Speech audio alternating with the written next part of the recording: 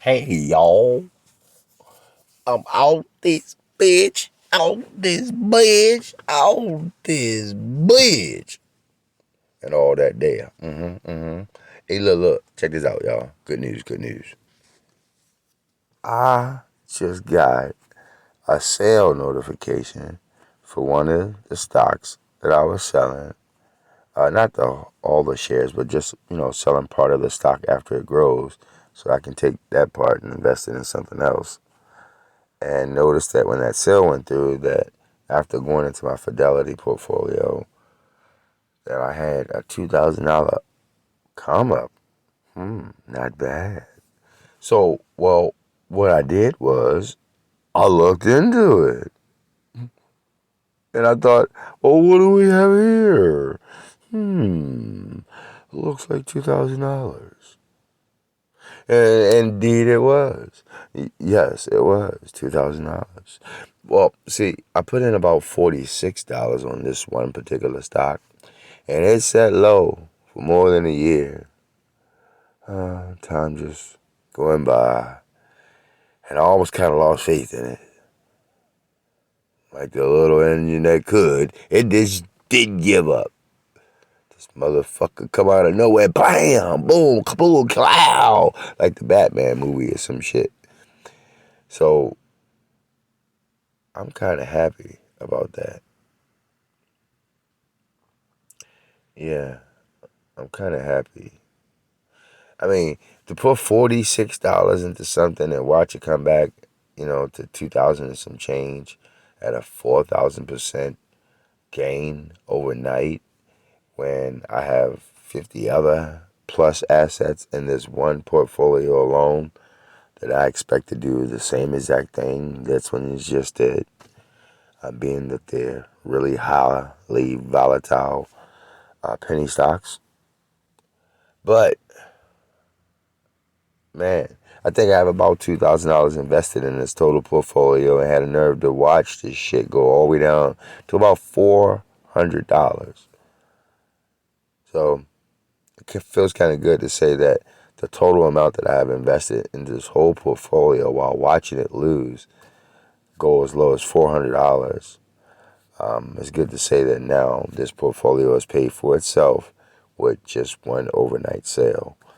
So basically, I put in a sale order for $1,500 and decided to keep the other $500 to grow. So technically speaking, my portfolio pays for itself or have paid for itself off of that one sale, or came close to paying for itself off that one sale. That $1,500 sale, never to mention that I still would have $500 left in that same asset for that to continuously grow. So I'm just, I'm kind of happy, kind of excited. Had some things going on. Didn't want to pull no money out any of my portfolios to take care of some things. So seeing this kind of makes me very happy. And to kind of see some of my hard work pay off. I mean, I did a video on, this is probably about a year ago. I did a video on just some of the information and notes that I've been taking since my mom died on, trying to understand this part of the finance industry and all. And I think back then my books totaled about maybe 3 or 4 books. Right now I have about 6 or 7 books with nothing but notes and information and learning. I even have a binder that's separated. Man, yeah, come to think of it, I even have a binder that's separated into different industries and, whether it be metaverse, blockchain, whether it be sports, sports and stuff like that, and gaming and stuff, cannabis, whatever, different, itemized, whatever. So I've been taking a lot of notes. So it's kind of amazing to see some of it, pay off or whatever. And to know that I wasn't, wrong by some of the decisions I made to get into this industry. Everybody's got their own inspiration for getting into it, but Mine was my mom dying back in 2020. Let her know that I can take care of myself. And one of the best ways to let her know I can take care of myself is to build my net worth. So that at any given time, if it's something I need or don't have, I can always, liquidate some of my net worth and never be without. And that's the reason why I stepped into the industry after my mom died. So she wouldn't be up there or over there, whatever you want to call it, depending on what you believe. But over there, worrying about, me being able to take care of myself. My car notes paid for. I'm a minimalist. I don't have any bills at all. Like gas, stuff like that. But yeah, I don't really have any bills. And that's one of the main reasons why I don't have a lot of bills is, again, to let my mom know that I'm able to take care of myself. I got more than what I need, and to try to build on that, and to also, build some generational wealth and break some of these curses by investing in things that are always going to appreciate or will most likely appreciate for more than 20 years, which is pretty much what this penny stock portfolio is all about. This fidelity portfolio. This fidelity portfolio is consisted of nothing but penny stocks and penny stocks alone, or stocks that are not trading on a normal exchange or pink slip penny stocks. Even if they're a dollar, they're still penny stocks. So OTC pink slip stocks, in other words, stocks that hasn't made it on the exchange yet. So it's kind of good to see some of it pay off. Yeah, I'm not gonna go into detail, but kind of hit perfect timing. So that way I don't, didn't have to take out money from my portfolios to do some things that I wanted to do. So, my whole objective by doing these pages and stuff, and, I always say, hey, I don't care about followers, and it's evident. I only have like 60 followers on my YouTube, on my main YouTube channel. I have 3 YouTube channels, but the main one only have like 60 followers, maybe 70 followers. So it's obvious that, I don't have a lot of followers. But I also said that when I started the channel that I would get organic followers, or that I want organic followers. And what I mean by organic is, people that truly have a great interest in some of the things that I speak about, whether it be, best life, self, wealth, health, or truth. Any one of those 4 topics to help better us or better you, as a whole. So it's kind of, redundant, but I'll say it again. And that is, this channel's not aimed for viewers or followers. It's aimed to show the small guy something that nobody else is willing to show the small guy. When I mean small guy, I mean the guy that's on welfare, or lady, of course, that's on welfare, Section 8, housing, public assistance, income-based housing, food stamps, you know, um, disability,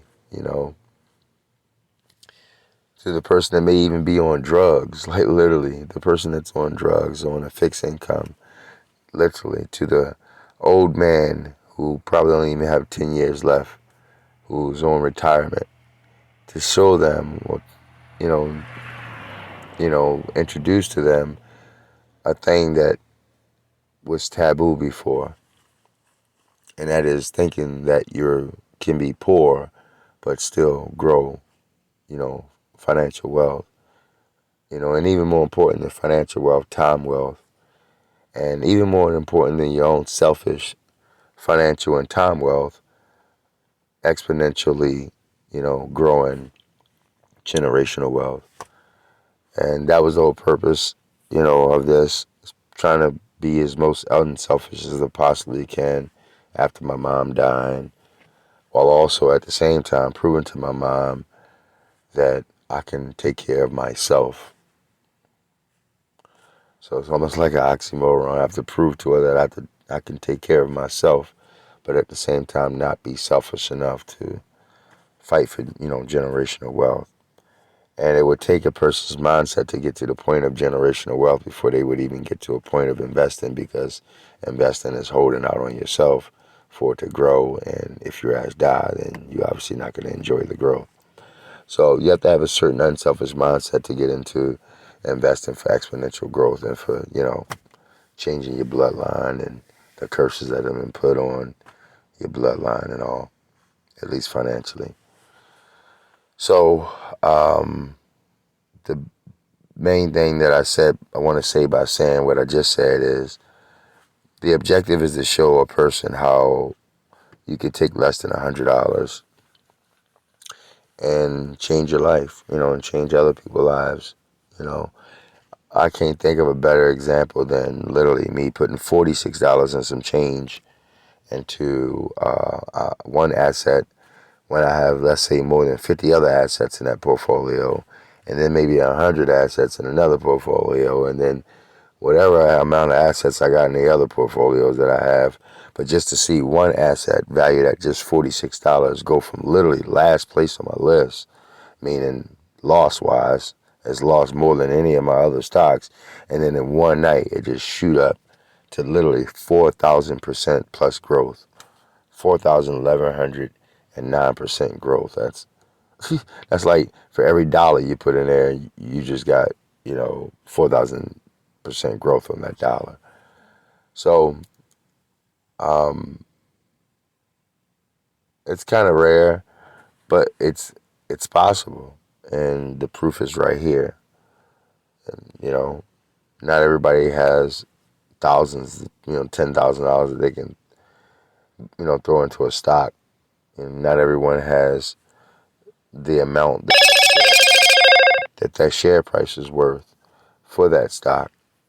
But nowadays, it's a little easier to buy partial shares and things like that, and it makes it a little easier versus how it used to be when you had to get a broker and all in the past.